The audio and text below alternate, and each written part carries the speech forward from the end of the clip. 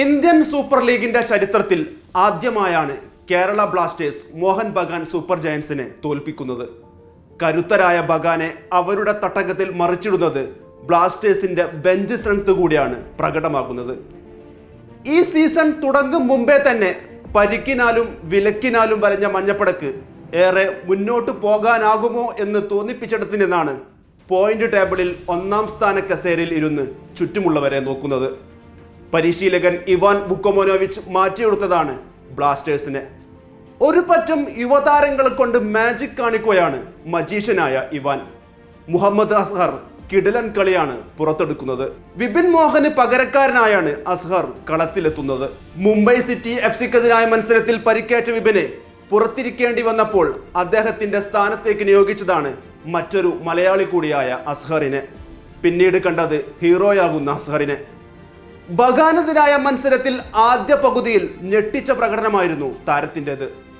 Hugo ബോമസിനെ പോലൊരു പരിചയസമ്പന്നനായ കളിക്കാരനെ ആത്മവിശ്വാസത്തോടെ നേരിടുന്ന അസ്ഹറിന് ഇനിയും മത്സരവും കയ്യടിയും അർഹിക്കുന്നുണ്ട്. മുഹമ്മദ് ഐമനും മോശമാക്കിയില്ല.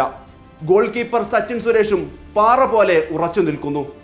കഴിഞ്ഞ 3 മത്സരങ്ങളിലും ഒരൊറ്റ ഗോളും സച്ചിൻ സുരേഷ് വഴങ്ങിയിട്ടില്ല.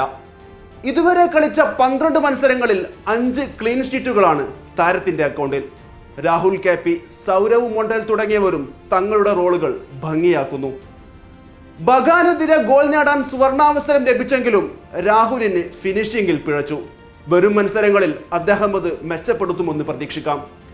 20-നും 23-നും ഇടയിലാണ് ഇവരുടെയൊക്കെ പ്രായം. ഈ ചെറു സംഘത്തെയും കൊണ്ടാണ് ഇവാൻ അത്ഭുതങ്ങൾ സൃഷ്ടിക്കുന്നത്.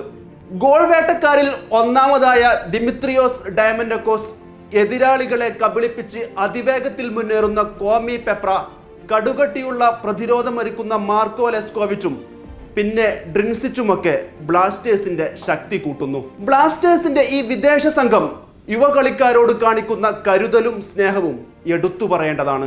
ഈ ഒരു അന്തരീക്ഷമാണ് യുവതാരങ്ങളുടെ ആത്മവിശ്വാസം വർദ്ധിപ്പിച്ചത്. വമ്പ് കാട്ടി വരുന്നവരെ കുത്തിയിടാൻ ബ്ലാസ്റ്റേഴ്സിന് ഇനി ഈ സംഘം തന്നെ മതി. പോരായ്മകൾ ഉണ്ടെങ്കിലും ഈ ടീമിൽ ഇപ്പോൾ ആരാധകരും ഹാപ്പി. സൂപ്പർ കപ്പിലാണ് ഇനി ബ്ലാസ്റ്റേഴ്സിന്റെ പോരാട്ടങ്ങൾ. ജനുവരി 10-ന് ഷില്ലോങ് ലജോങ്ങിനെതിരെയാണ് ആദ്യ മത്സരം.